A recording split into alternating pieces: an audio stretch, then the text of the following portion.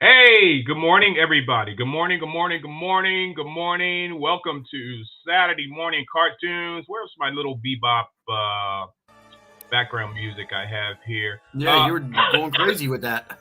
Yeah, along with I kind of like it though. It's really bizarre. It's Halloween. It sounds like it's from Nightmare Before Christmas. That's going to be yours for next week anyway, but. Oh, that one. That's very 1920s. Very 1920s. You're right. Kind of 1920s carnival appeal here. Hey, good morning, everybody. Once again, welcome to Saturday morning cartoons. Good morning, Rena. I hope you don't have I hope you have the 4-year-old. Good to see you here.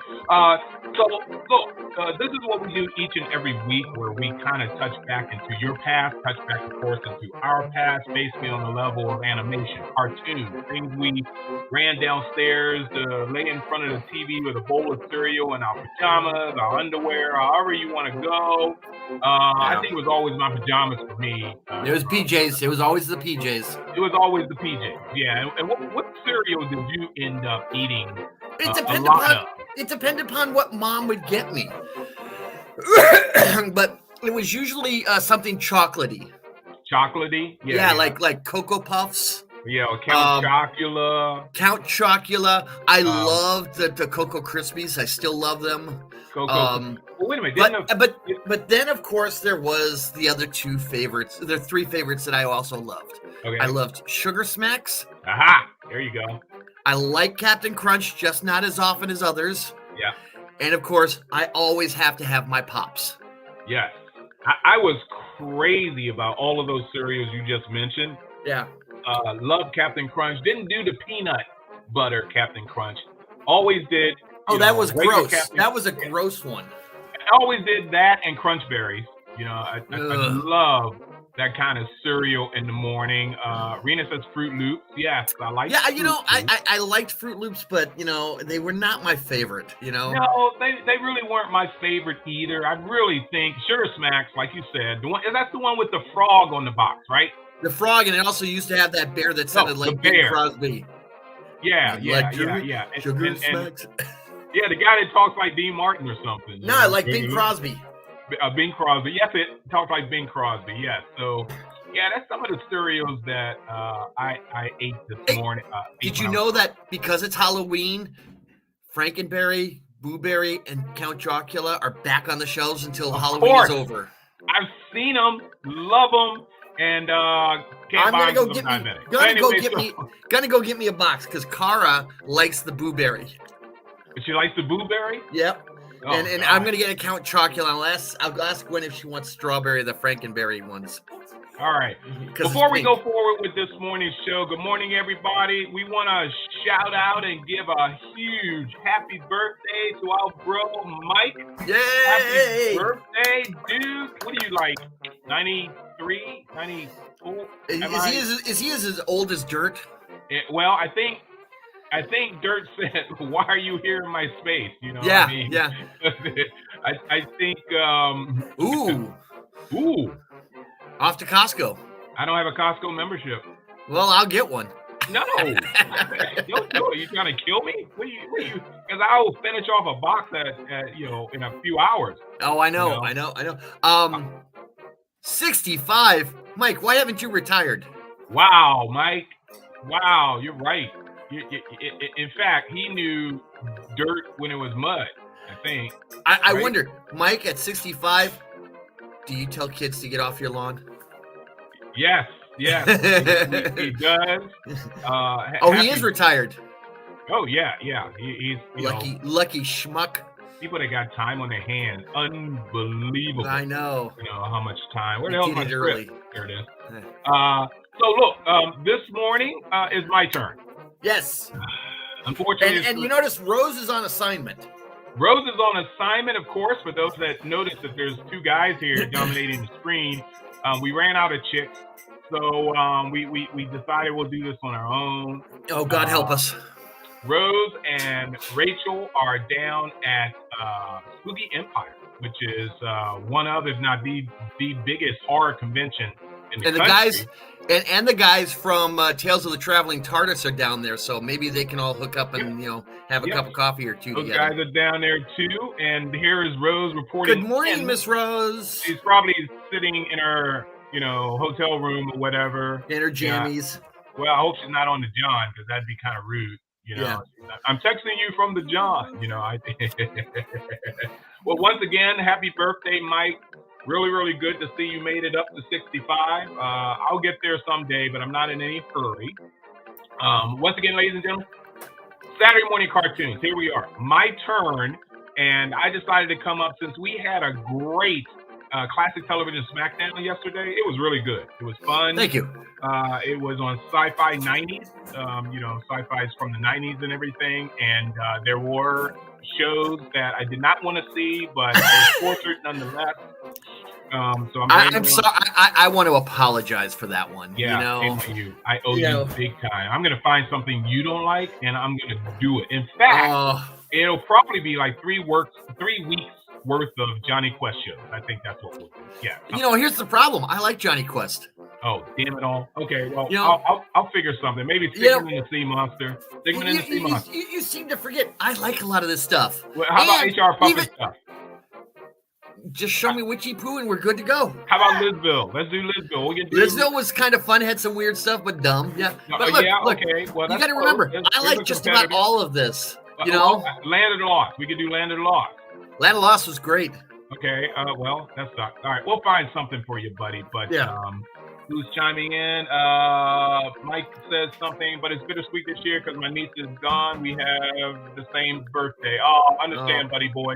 I get it. Why is Rose laughing at us? Because we were talking about the bathroom and their jammies and everything else. And don't laugh when you're on the John, because I'm telling you, you ain't gonna like it. But it gets messy. She missed what? Last night's show. Shame on you, but of course you guys can go back and watch it again, nonetheless. So it being my time, and with Jerome having that great show based on Sci-Fi 90s from last night, I decided to do, and it was live action. I decided to go to animated. Okay, look, Ma, it's out of space, So that's my focus for today. So we usually do morning garbage. Do you have anything you want to report on, Jerome? Let's see here. Work, life, money. Nope, I'm pretty good. Yep, work, life, money. That's thing. For me, it's mainly not much other than I landed probably the last available hotel room in Cape Canaveral for November 14th launch of Artemis. I did that last night, and I was lucky to find it and get it, but I did it nonetheless. So that's the only morning garbage I have for you guys today. So it's short. Rose is not here. So I don't know if she has anything to report. She's watching, so if you want to report on any morning garbage, how is Spooky Empire right now, Rose, in terms of the traffic yesterday on a Friday? I know you were there yesterday, I think. And that's a long drive for you, about 3 hours, I think, for you to get. Yeah, and it's going to take her about 20 seconds to answer the question. Yep, I know. It'll backpack. So let's go along with my show. You guys, Look Ma is outer space, and there are shows, cartoons, animated TV series that were based on outer space, aliens, anything that has anything to do with off-planet. Okay, and the first clip I want to show you guys, I think you know who this character is, but I want to go ahead and show you this. So let me make sure that carnival music is off. Yeah, I was going to say, can we kill the carnival music? Oh, no. Dun, dun, dun. What does she say? 5 hours. Jeez. Sorry. And of course, the show would be packed. It's so close to Halloween, but sorry about the traffic, dear. And yeah, they've gotten bad up here too. So here's my first clip, guys. Take a look at it. Oh, calling. Bugs Bunny to Earth. Bugs Bunny to Earth. Come in, Earth. Urgent. Urgent. SOS. Roger. Wilco. Over. Fluffy crunchies are the best. Look delicious on your vest. Serve them to unwanted guests. Stuff the mattress with the rest. Well, what are you made up for? Catch the fugitive from the dog star. Hey, what's the big idea? Give me that. Oh, no, I won't. Oh, yes, you will. Oh, no, I won't. Oh, yes, you will. Oh, no, I won't. Oh, no, you won't. Oh, Just yes, Caesar. I will. Oh, no, you won't. Yes, I will. Oh, Have a no, season. you won't. Yeah. You take her or I'll shove it down your throat. Okay, you big bully. I'll take it this time if you're gonna be nasty about it. But I'm gonna tell my big brother, and he'll fix you up, boy. Yeah. I guess I shot him. I guess he won't try to get away with anything with me again. I guess I.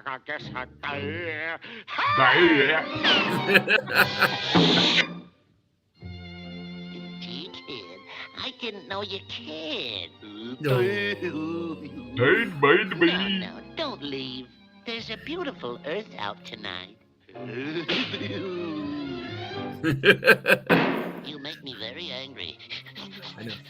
Very angry. Oh. Special delivery from Mars. Oh, goody. Another uranium Peel 36 explosive space modulator. Space modulator. Isn't that wonderful? Now we can blow up the Earth. The dog has a skirt on. Oh, those bugs. Hey. Earth calling Bugs Bunny. Earth calling Bugs Bunny. Are you there? Are you there? Come in, Bugs Bunny. Over. Bugs Bunny to Earth. Yeah, I'm here. Over. Earth calling. Did you arrive safely on the moon? Over. Bugs to Earth. Yeah, I'm on the moon. Over. Have you prepared a statement for the press? Well, yes, I have prepared a statement. Get me out of here!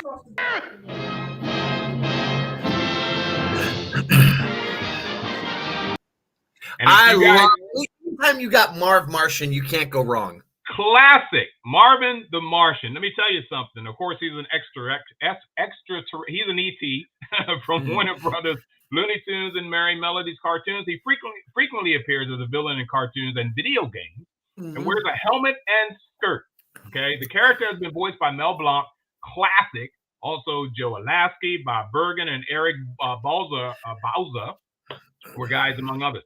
The character first appeared as an antagonist in the 1948 Bugs Bunny cartoon Hair Devil Hair. He went to appear in 4 more cartoons produced between 1952 and 1963. If any of you guys remember Marvin the Martian, chime in on us. It's not a kilt. Yeah, Look, okay. here's the thing. Here's the thing that I wanted to talk about briefly on that one you just showed. It's 1948, right? Yeah. You can see the influence on World War II on that one. Oh, yeah. And that's because of the V16. Yes, they started even the numbers for the formula that was delivered to him. Yeah. You know, but the V16 was a takeoff on the German V2 rockets. V2 rocket. That's correct. You know? Yeah. Now I love this one. This was the one more in the 1960s that you're showing. Yes. And it had the instant Martians just add water. Right. Because the ending of this is brilliant. And I happen to enjoy it. I thought I had that clip, but I did not. But just to give you an idea of the cover for that one you just saw up there. But Marvin the Martian is well known all over the world, and it was more like a Spartina. I don't know, but I know what Spartina? Rena's saying. What's that? It's very much a Spartan uniform. They always are Romans because they always had that those things hanging down over their from their waist down. Maybe it's her version of ballerina. I don't know. But yes, Marvin the Martian is loved by all. I would hope that one day they would take that helmet off, maybe it is the shadow of the helmet that's disguising his actual facial features. I don't think he has any facial features. Yeah, he probably doesn't, which would be more alien than anything. Yeah.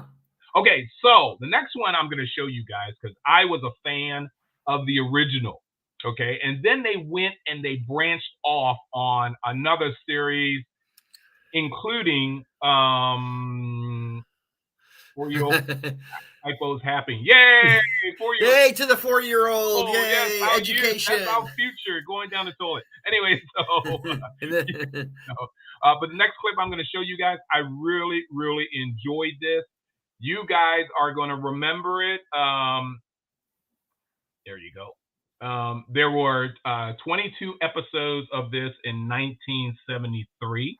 It is a party to a whole conglomerate of cartoons that we all love and adore. I'm going to show you. I'm trying to avoid intro music on some of these shows. A lot of the clips that I have here, we're going to jump right into a scene. So do me a favor and enjoy this, because like I said, it was one of my favorite series during that time period. So take a look at this. Since I do some finagling here, and here we go.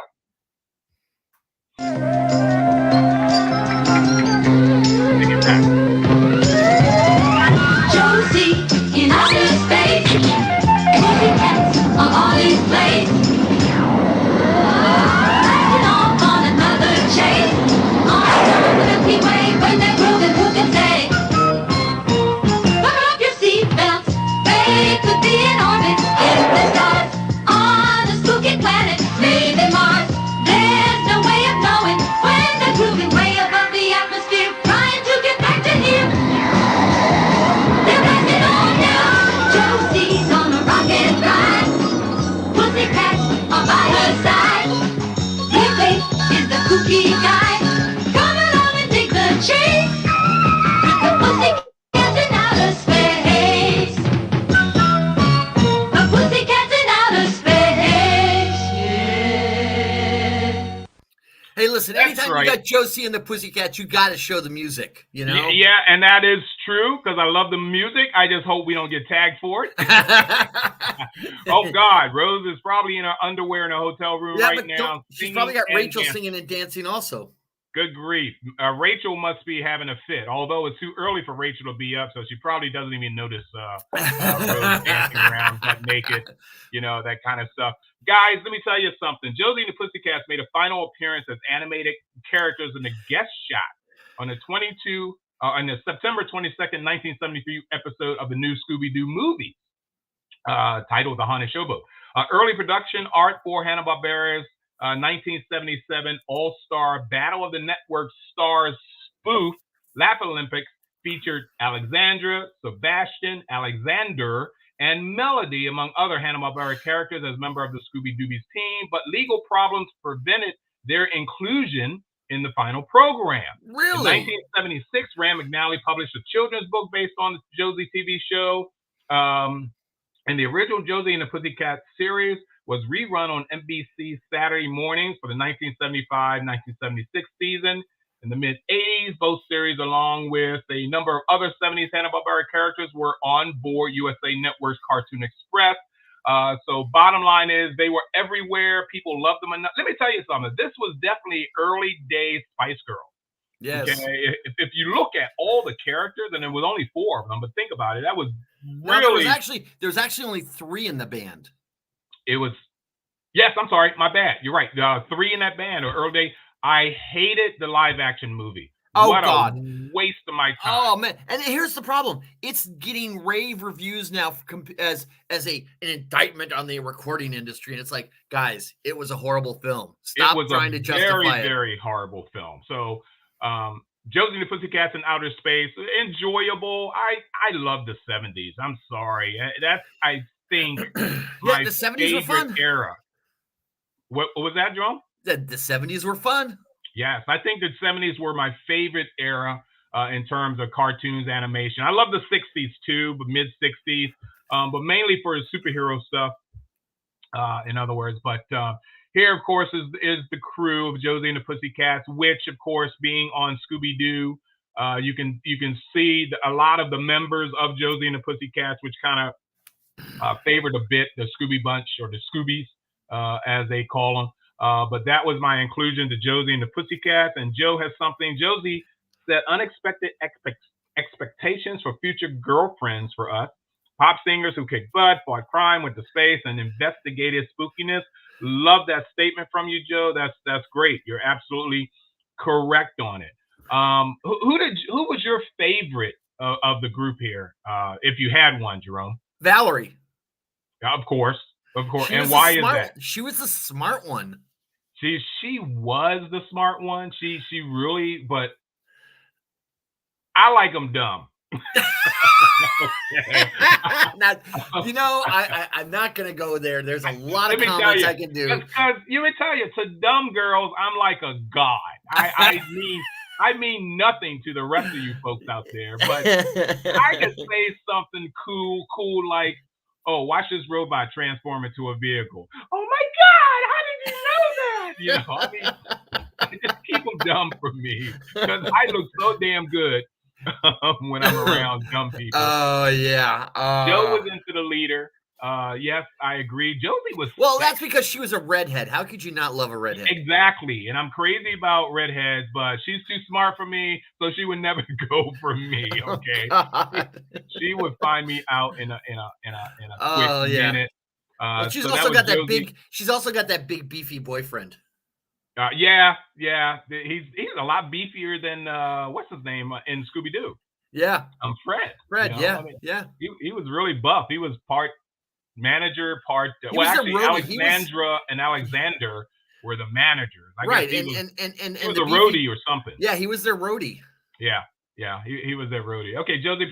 All right. So my next one I'm going to go to, guys, and this is in the live action category here. I'm just going to go ahead and spell it. Okay, you said how you were going to get back at me for Homeboys. Okay, this is the one you're getting back at me with. Score one for the black guy. Okay, so look, 1975 and 1976, I guess some brilliant people sat around a conference room and said, I got a great idea. Exactly. Token up, and they say, you know what we ought to do? We need, how do we get Bob Denver back into something? How do we get him back on TV? Hey, man, hold on for a minute. I got a great idea. Man, that's far out. Hey, that's it. We'll call this Far Out Space Nuts. This show was a replacement for a cartoon that had been scrapped at the last minute. And this is the best they can come up with. Holy crap. Yeah, that's the problem I'm having. So this show was so bad. I mean, behind the scenes, the creation of it was so bad that the costume designer had a budget of $100 a week to dress all of the aliens. God, it shows. Thank God for goodwill, man. I'm telling you. The model used to represent the spacecraft is that of a lunar module that was also used in Electra Woman and Dyna Girl episodes around the same time. It's like, hey, you done with that yet? Rolling this. Around the sound stages, you see this freaking lunar module being rolled over to the next sound stage. One of the only bits of merchandising is a belt buckle that features the show's title and a rocket ship that looks nothing like the one featured in the show. So with the greatest of apologies, ladies and gentlemen, I had nothing to do. Well, actually, I had everything to do with this. Yeah, you had everything to do with it. Don't you stare saying you didn't have anything to do with it. Enjoy at least the closing for Far Out Space. Enjoy.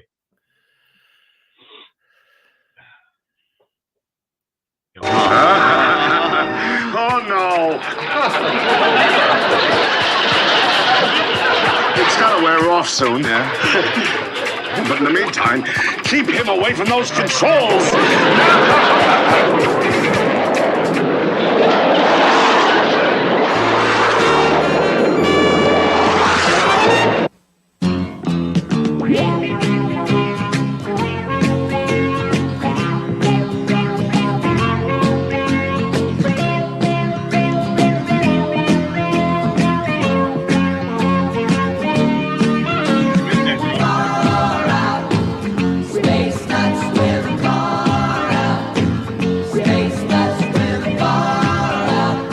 This program was recorded. I love that. Herman Zimmerman was a member of the crew, not on the series, but production crew on this. I think it has something to do with costuming or something. I'm not sure. Chuck McCann, which was the co-star with Bob Denver on this, was responsible for creating the show as well. Patty Maloney, who was Honk, which was the fuzzy short alien there. She actually hails from my neck of the woods, down here in Florida, close to. She's from Winter Park, Florida, which is a few miles from here. So that was Far Out Space Nuts. But I'm about to probably. Are you guys? Yep, Patty Maloney. Yep, very good. I'm about to give you guys kind of another shock here. What is this? Orange is the new space. Love this as a kid. Figures. Rose loved this show. All right. Good job, Rose. All right, the next one I'm going to show you guys, I'm just going to go to the clip. Okay. And if you gag on this, I don't think you will, because I do believe that there was a game based on this show as well, but Jerome may know this better than I do. Check it out and tell me what you think. Biker Mice from Mars. Biker Mice from Mars. Biker Mice from Mars.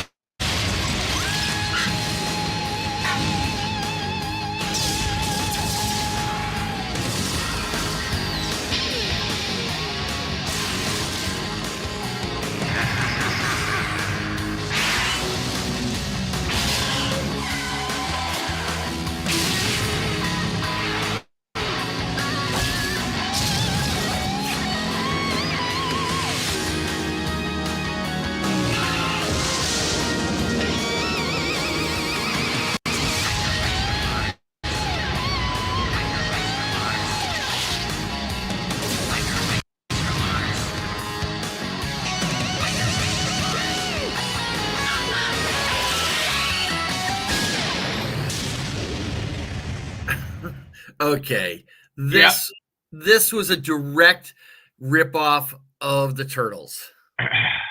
Okay, so there was a comic book out of this. Yeah, with it premiering in syndication the week of September 1993, it consists of 3 seasons of 65 episodes. 3 seasons. Yeah. 65 freaking episodes. Do you know why? Hold on, Jerome. Yeah. With the final episode airing in syndication the week of February 96. The show follows 3 mice motorcyclists named Throttle, Moto, and Vinny, who escape a war on their home planet Mars before arriving to defend the Earth from the evil. You think if we had all of these defenders coming down to our planet, we wouldn't have anybody invading. Yeah, they're all incompetent. They all fail.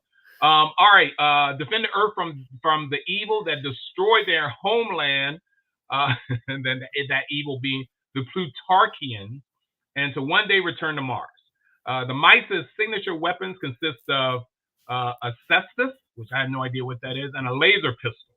Okay, a bionic arm with built-in laser blaster and flares. Despite the frequent battles, no blood is shown, and many villains are monsters, aliens, and robots.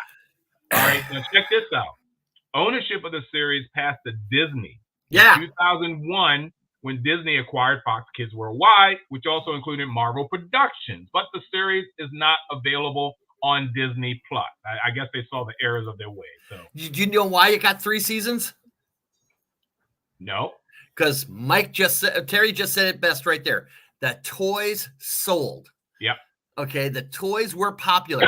Who doesn't get what? Tell me what, like, say 6 or 7-year-old or even 9-year-old doesn't want a rodent on a motorcycle.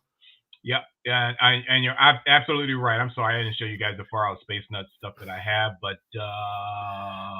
but see the when the Turtles came out, okay, you got to remember the Turtles came out in the mid 80s, okay? Yeah. And almost immediately you started seeing ripoffs of the Turtles, from the Black Belt Hamsters to Miami Mice to these guys. You know what? And even though there are reasons to continue a series because you think, the product is selling well, All right, but it still continuing to show bad animation is not a reason for you to, or I'm sorry, reason. Since you're selling so good, I can't talk today. Sorry about that. Because Yeah, your but items, your merchandise is selling so well, you don't really need to show any more cartoons because they're still buying your merchandise. So no, stop they're it. not, because when they stopped the show, the merchandise stopped selling. Oh, well, okay. I guess that's the reason why. Yeah. All right, now Um, getting down to one of my top. Bye, Rose. Oh, did she say bye? She's got to run. Yep. See you guys. All right, now getting down to my top 5 favorite cartoons of all time. We're getting to one of these characters that I kind of see myself as. I've shown, these as my logos. Joe, believe it or not, is a huge fan of this character as well. And prior to him going into prime time, he was a 60s cartoon. And I just happen to love this character along with Jan, Jason, Blip. And he is like I said, one of my top 5 favorite cartoons of all time. This guy was a serious action star and is one of the coolest and frankly weirdest kind of cartoons of the mid 60s. He was a superhero who could fly on his own in space, yet he had a ship. and and of course his sidekick, one being a monkey. Now, was he actually a ghost? I don't think so. I just think it was a cool name. Batman is not a bat. Right, but because he could go invisible and could pass through walls. Yeah, with the device. That's why he said a ghost. Why would he need power bands? Right, exactly, exactly. And you think he would kind of generate these things into his brain so he can use thought instead of always read. Suppose he touched the wrong button. You wanted to free somebody, but he just disintegrated them. Well, that solves your problem also. I just think that he is and with the voice of Gary Owens, which was from the comedic background with laughing and everything, for him to be the voice of a serious superhero. Live from beautiful downtown Burbank. Yeah, I am Space Ghost, So, ladies and gentlemen, he should have said that. Well, this would have been after the fact when he was on Laugh-In, because I think Laugh-In started around 67, 68, 69. I'd have to look that up. Space Ghost was around 66, I think. Guys, take a look at one of my top 5s, guys. Space Ghost, your ship has no weapons, so your only chance is to outfly them. Goodbye, Space Ghost. You have only seconds to live.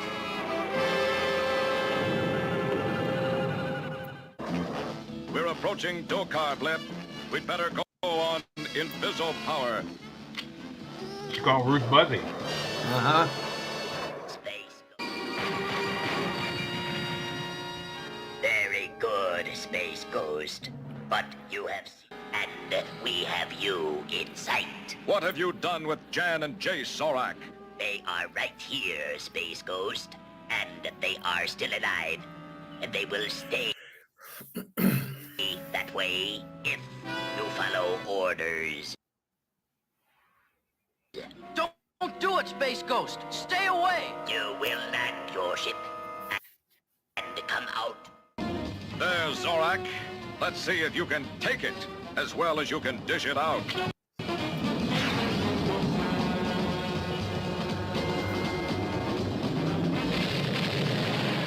Nothing left. Not a sign of life. Zorak should have stayed in jail. It was safer there. Well, oh my God. All right, I'll mute it, let it run so we can talk about it. So do you know who played the voice of the kid, the boy there?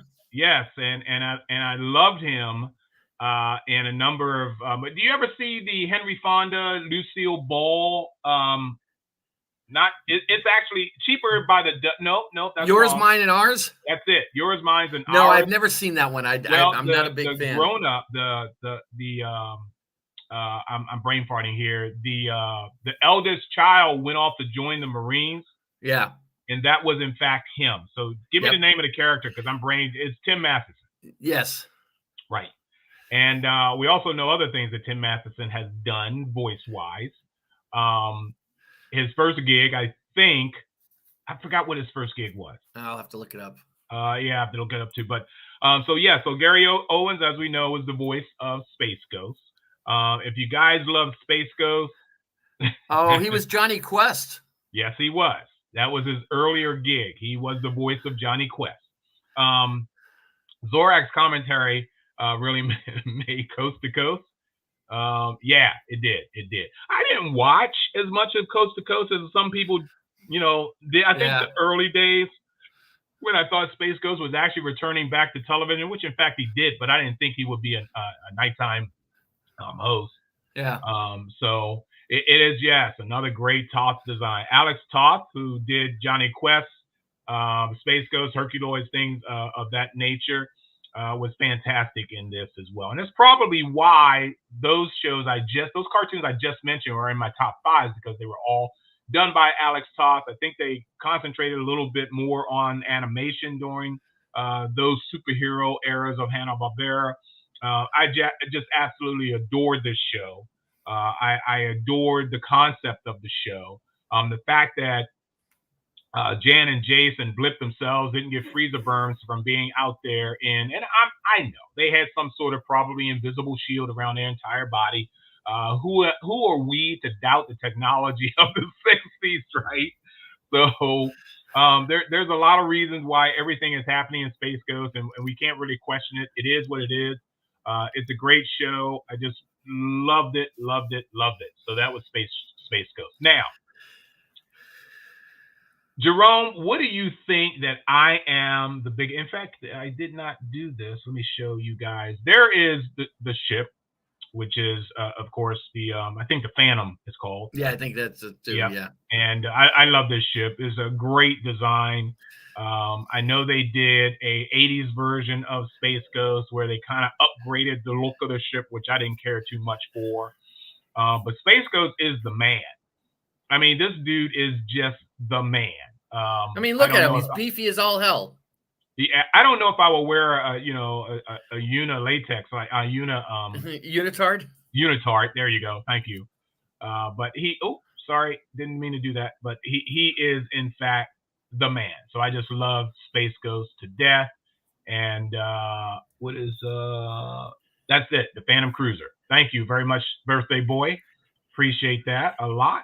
But Space Ghost is what I love. So I hope you guys like that. If you've never seen Space Ghost, and not Coast to Coast, because unfortunately a lot of people are relating Space Ghost to Coast to Coast. If you have not seen the original Space Ghost in the series, you need to pick it up. Go through all the episodes. The first episode was called The Heat Thing or The Heat Monster, I think something like that, and was fantastic animation on that. It was just absolutely brilliant on what they showed during that time and era. So that's Space Ghost. All right. So Jerome, out of cartoons, what do you think is the favorite aspect of mine when watching cartoons? Music. Funny you should say that. The next cartoon that I'm about to show you just gives me goosebumps just from listening to the opening. Oh, Lord. It is absolutely brilliant. It is a Philharmonic orchestra that has put this together. It's shades of John Williams all over again, and it's in a cartoon. And I really like the series, but love the opening number to this. And I'm gonna play it. You guys know what I'm talking about when you hear it, but just concentrate on all of the instrumentation they put together. This opening, the music alone is really too good for the series. It is just absolutely brilliant. So marvel at what you're about to listen to, ladies and gentlemen, and it ain't Biker Mice from Mars, okay?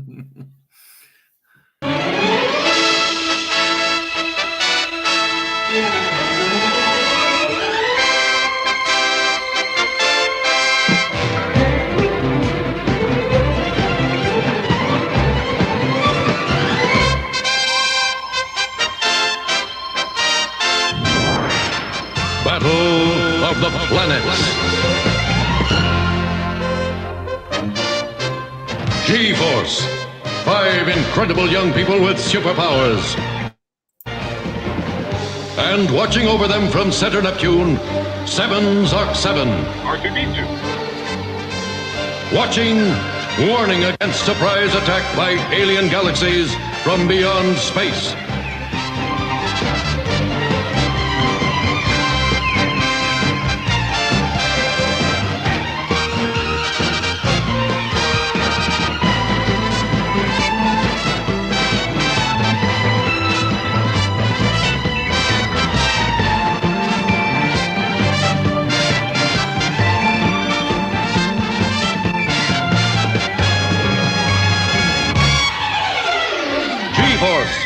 Fearless young orphans protecting Earth's entire galaxy. Always 5, acting as one. Dedicated, inseparable, invincible. This was the most successful anime series in the United States during the 70s, airing on 100 network affiliates during after-school hours by 1979. It is based on the anime, series entitled Science Ninja Team Gotcha Man from 72. Of the 105 original Gotcha Man episodes, 85 were used in the Battle of the Planets adaptation. There were certain things that were removed because of parents from the original, including graphic violence and profanity. I personally have never seen the original version of this, but I'm more apt to get it just to see what was removed and what, kind of offended them back in the 70s. Based a little bit on Star Wars. Oh, a lot. More so from Jerry Anderson's Thunderbirds. Okay, each member of the team had their own distinct vehicle with its own special ability, which was maybe the coolest thing for a little toy-obsessed little kid like myself back in those days. Because this was kind of you're not so little anymore. Say again? You're not so little anymore. Well, it doesn't mean I still don't play with toys, okay? But it is an absolutely brilliant opening sequence this show has. The music alone, you thought you were in the theater. But go ahead, Jerome. When this came out, for some unknown reason, I did not get into it. Yeah, okay, and that's I didn't fine. get into because at the same time that this was coming out, here in the States, or at least thereabouts, you also had Robotech coming out. Right. Okay. Now up here in New England, I don't know about where you were growing up, but we had Speed Racer. But at the same time, I also had a show called Star Blazers, which was basically the Americanized version of Space Battleship Yamamoto. Yamamoto, yeah. Yeah. Mhm. Yamato. I'm sorry, Yamato. Yamato. I said the same thing. And then we had Force 5, which was sort of 5 different ones. But for some reason, as a kid, and this was around the 8th, 9th grade, I just could not get into Battle for the Planets or Battle of the Planets or Robotech. Now, as an adult, that's different, but still. Yeah, I think, Jerome, one of the reasons, I don't know if this refers to you, but I got into it, but it was heavy. Yeah. It was really, and it's funny that Bill had mentioned the fact that there was a suicide in it, which we didn't see it. I don't know anything about that unless, what Bill did was he read it. But there's things in that show that was really heavy. And it's really interesting because what transpired from that, which I'm not going to show doing this show today, were a show called Silverhawks. Yes. It kind of moved into that genre where it did lighten up a bit, but you still had these kind of individuals that had mechanical suits, mechanical vehicles. They were in space. Well, tell me that you don't also see some bits of the Power Rangers also in this show. Of course. Let me tell you, we didn't rip off because it was theirs, but we were honored with so many Japanese animated shows that showed things that our own creators here in the States could not come up with. They didn't think of doing it. Or they didn't think would sell. Yeah.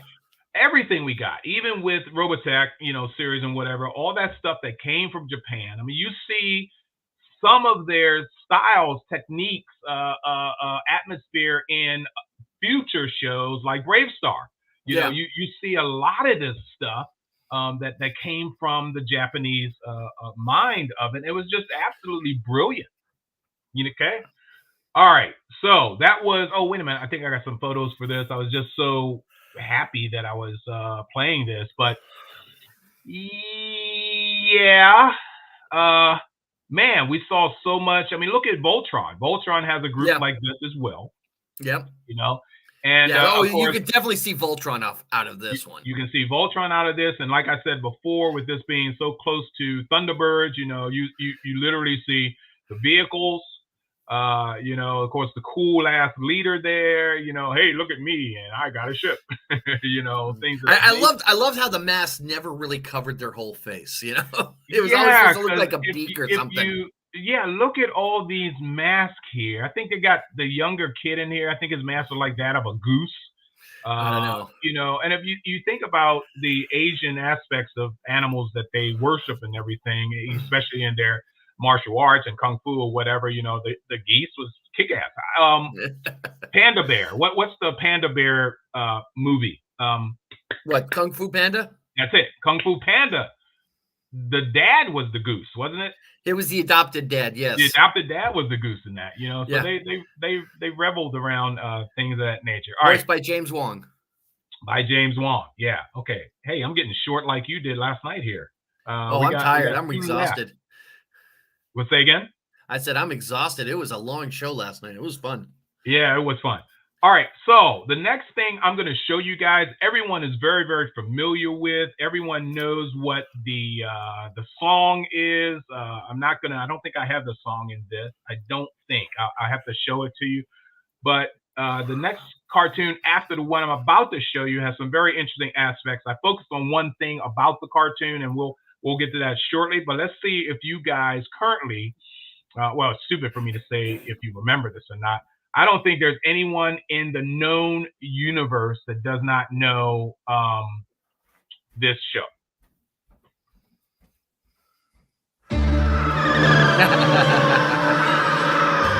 The 21st century.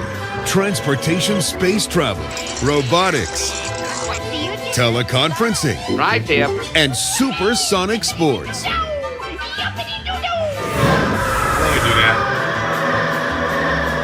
This vision of our future was conceived at the Hanna-Barbera Studios. Sometimes the best ideas just drop right out of the sky. Nice landing, Joe. It's okay, Bill.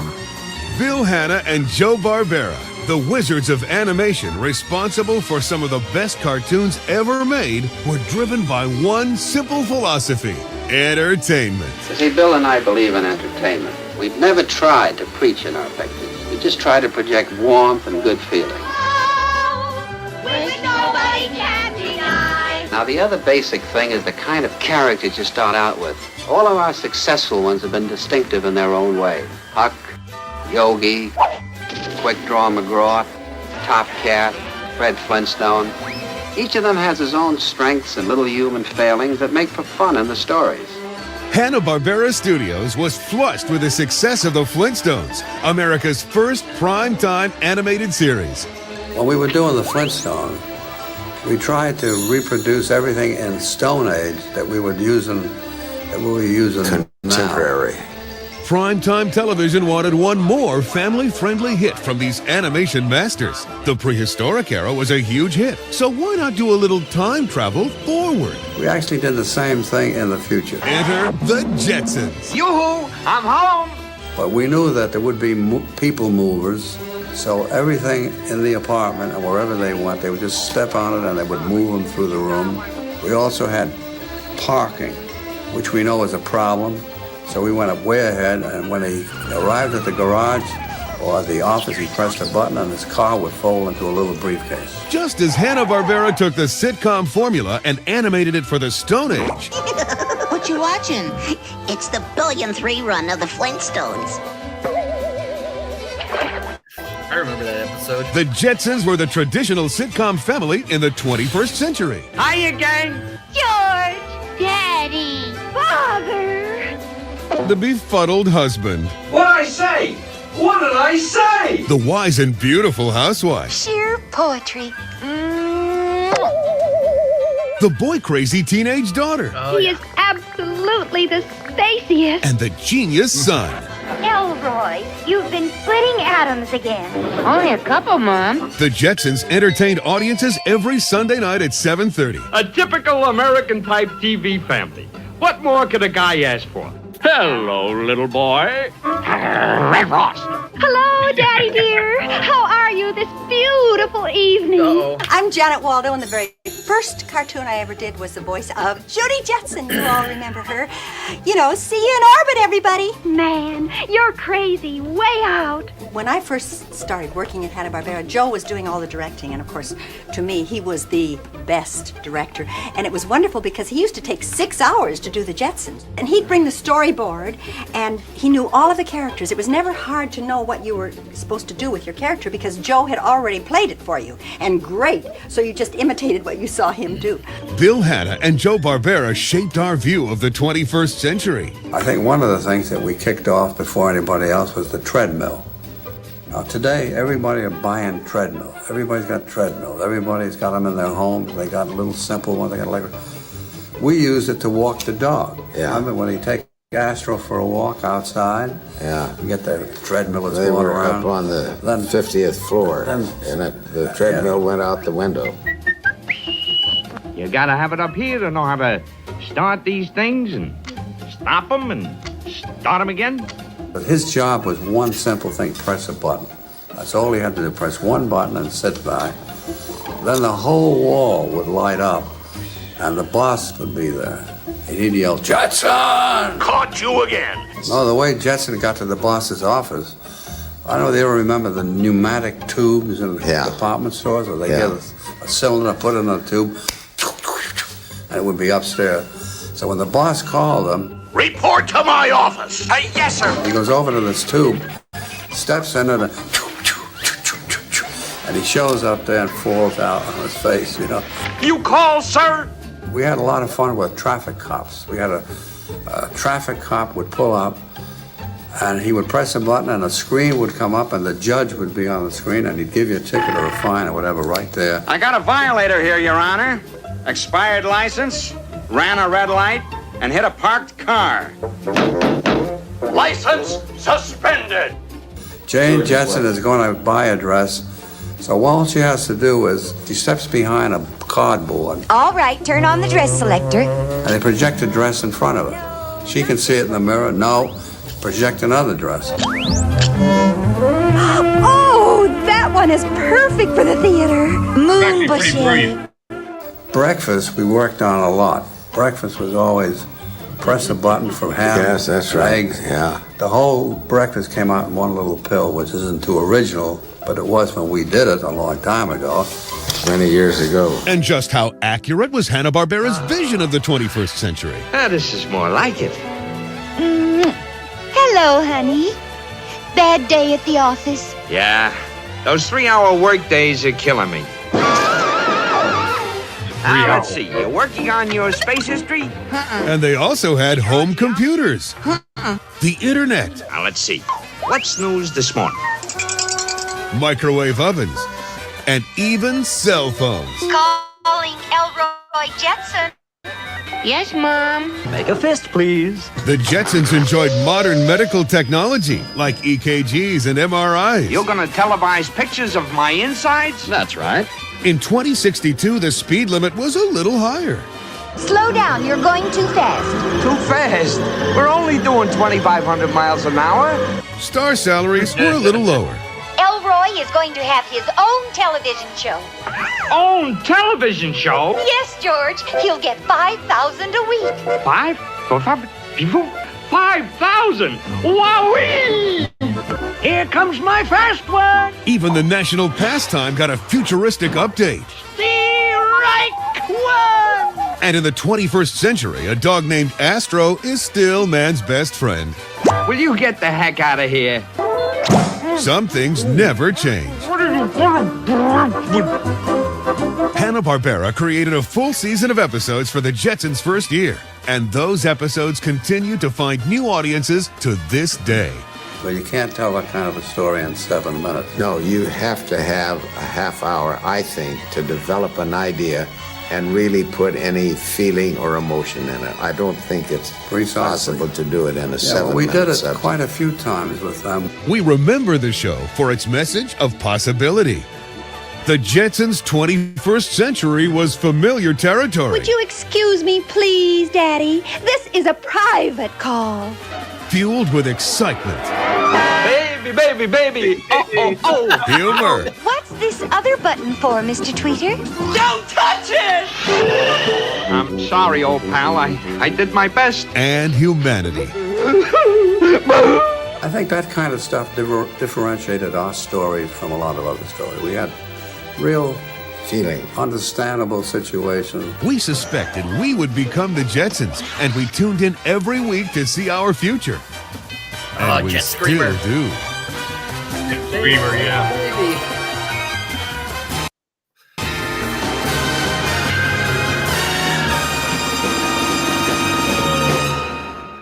Okay, the 21st century, right? Yeah. Where the hell's my flying car? We're late. We're late. I know. I'm sorry. It's like the Artemis rocket. They're trying to get off to the moon right now. You know, Where's sorry. my flying car? We I ain't was ready yet. promised a We're flying working on it, car. sir. We're working on it. We still have your deposit. We haven't cashed your check yet. We'll have it to you.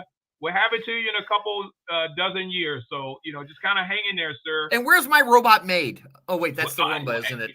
I thought you were married, sir. We thought you didn't need one. That you had a wife. I don't understand why you need a robot. Okay, let's go. Did you notice also they were the very first Transformers? Yeah, I guess. Well, he turned the car into a briefcase, and the briefcase turns into a car. Of course, you're right. That's a you're right. Transformer if I ever saw one.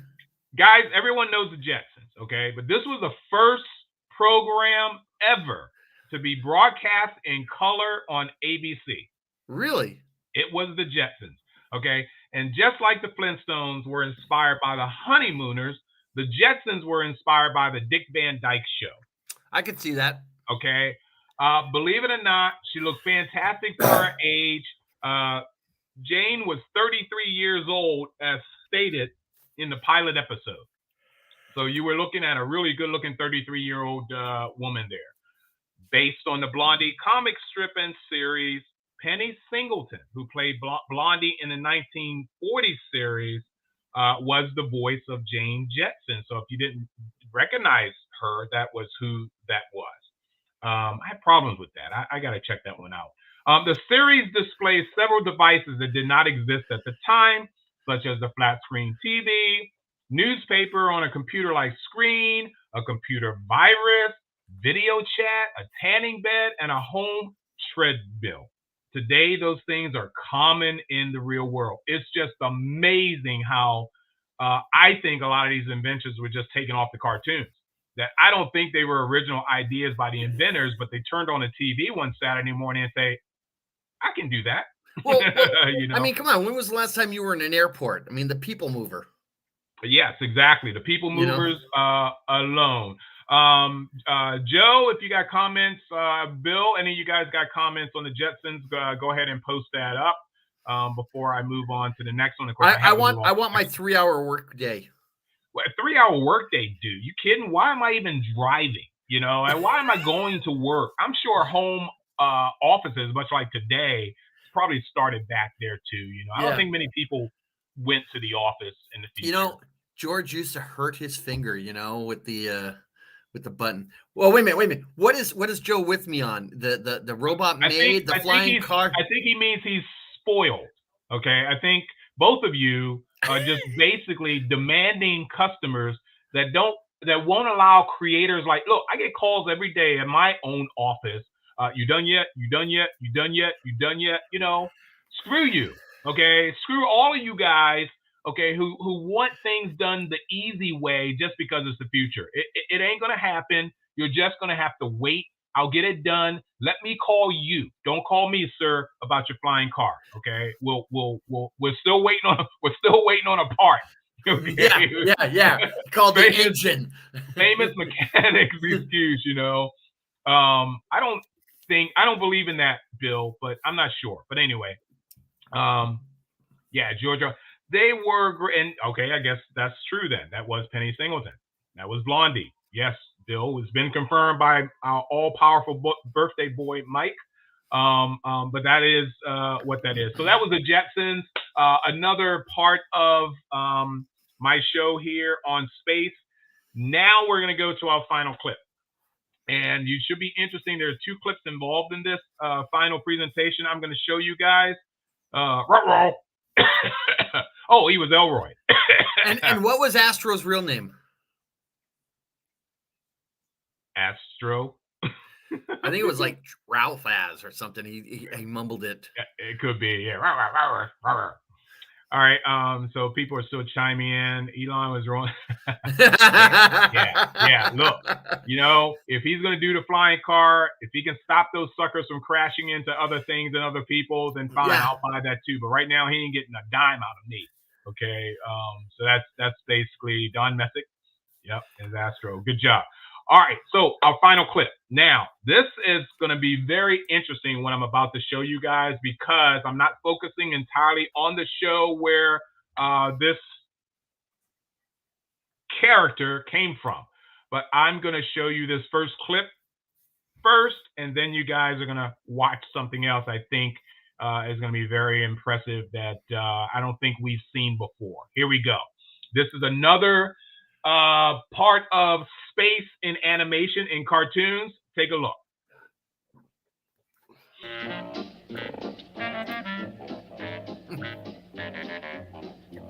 I am revolting.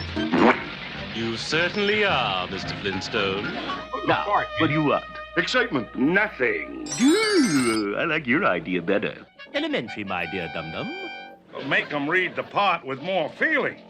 That, dum-dum, is where I have to draw the line.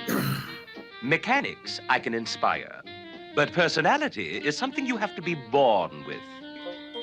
Hey, what's the big idea? Why don't you look where you're sitting? And you're going to use Fred's TV set to contact them? Naturally. What would you use, the telephone?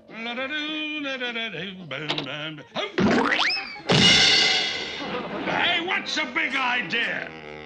You had that coming, dum-dum, for acting like such a knucklehead to a sweet girl like Wilma. Would you mind waiting on the ceiling? Yahoo! Yabba dabba doo! At last I did something worthwhile. Bye, Fred.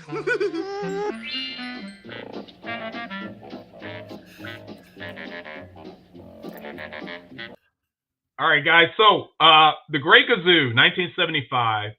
In 1975 was the debut of Barney and Fred's alien magical benefactor, the Great Gazoo, voiced by, of course, Harvey Korman, that often brought more trouble than success to them. The Great Gazoo is a Zetoxian. Okay, there are 2 feet tall humanoids that are squat and have green skin. Members of this species are capable of highly advanced feats, performing magic and reality warping at will. They move around by floating in midair. They're also capable of selective invisibility, being visible only to some people. Okay, so that is the Great Gazoo. I'm sure you guys know who the Great Gazoo is. Where's my clips here? There you go. It's interesting how the alien itself is a time traveler, was pretty much stuck in prehistoric era. If he had made it to today, Jerome, you would have had your damn car. Okay, I'm just telling you. I think this is the guy that could probably grant you your wish. But go ahead, Jerome. Give me some words here before I go to that last clip I was telling you about. The Great Gazoo was exiled on Earth because he invented the Doomsday Machine. Good point. And what was it? It was just a simple button that if pressed, the universe would be destroyed. Now, do you know why he did it? No, why? Because he wanted to be the first kid on his block to have one. Yeah, well, you can't argue with that kind of logic. It's just that's a good point. Who didn't want to be the first kid to have some toy on the block? I did, man. I had some cool stuff. I can't remember them all. I remember I had Lincoln Logs. I had a barrel of monkeys. Yeah, but wouldn't you be the coolest kid on the block if you had a button that would destroy the universe? Yeah, but then you're gonna have some smart ass kid come up to you and say, "I dare you to press it." Yeah, all right. You got me on that one. You got me on that one. You know. Yeah, and you know how kids are. You know, they can't turn down a challenge. So that would be the end of the earth. Okay, here is our last clip. By the way, just a note back to the Jetsons. Kara said, "The heck with flying cars and robot maids. She wants a talking dog." Why? I'm not sure. I want to know. I think Who it's said best. that? My wife. Oh, she wants a talking dog? Yeah. And you have a wife? Yes. So Don't go there. Two. Don't go there. Don't go there. I'm warning you. All right, guys. Here's my last clip. Enjoy this. It's the most amazing thing. We were doing some promos for the Burnett special coming up yesterday, and one of the interviewers said, "Did you ever do voiceovers?" And I said, "Yeah, I've done some." He says, "Did you ever do anything for Disney? Not Disney, Hanna-Barbera?" I said, "Yes." He said, "Did you do the Flintstones?" I mean, "Yes." "Were you the voice of the Great Gazoo?" "Yes." Now, the interesting thing I was only about 13 of those episodes that had the Great Gazoo in it, and it was enormously popular character. As a matter of fact, some years back, I traveled for Hanna-Barbera. They had these huge conventions and seminars where collectors collect cells. And the cells with the Great Gazoo on it are worth lots of money. And I never realized how, I still get the little guy and people were, collectors, on eBay and stuff, and they want my autograph. And it was a very popular character, the Great Gazoo. I just made him sort of, dum-dum, very, superior and arrogant and elite. I didn't know what to do. I'm really not a very good voiceover actor. That's a special talent these people have. Like the people on The Simpsons are so brilliant. And they can, most of them, there's only 6 actors and they do about 50 characters. So I'm not quite in that league. When I first started doing the Flintstones, Joe Barbera would be directing. Hannah was more, on the creative side and drawing and stuff like that. They were wonderful guys. I would like to get the script beforehand because I don't like to ad-lib. I mean, not ad-lib, but I like to be prepared. I make notes for myself about where I'd like to go, where the accents shall be, where the transitions are, and my script looks like I don't know what I have, different colors for different symbols that only I understand. And then when I get there, then I adjust. I adjust to what the director wants. I adjust to what the other actors are doing so that I can, interact with them. But I like to prepare for those. And I'm kind of self-conscious about it because I know it's not my milieu. As I feel self-conscious in front of a camera, I'm not really a good movie actor, I don't think. I got away with 1 or 2 that I was pretty good in, but I'm very intimidated by the camera. I always feel like I can't really be who I am, and I try to be more or less. When I'm on stage, I feel much more comfortable. And especially as a sketch actor, I can be larger than life and get away with it because that's what's expected. But always the element of truth underneath. Well, guys, so I hope you got any finishing thoughts, Jerome, on that? Well, Corman should have gotten his Oscar nomination for Blazing Saddles, but yeah, I agree. Me. I most certainly will be risking an certain Oscar nomination. Look, the stuff from space. I mean, there is more that we could be doing. We didn't touch on Flash Gordon or Star Trek. Wait. Did you say more? Yes. I mean, there's things that we could have covered, and I wouldn't have done it. Oh no! I knew he was going to do this. Jim was just a dirt-eating, chewy length of worm flesh, but all that came to a crashing end. He's such a groovy guy. He rockets through the sky, cruising through here comes Earthworm Jim, you know that he's a mighty one. Look out!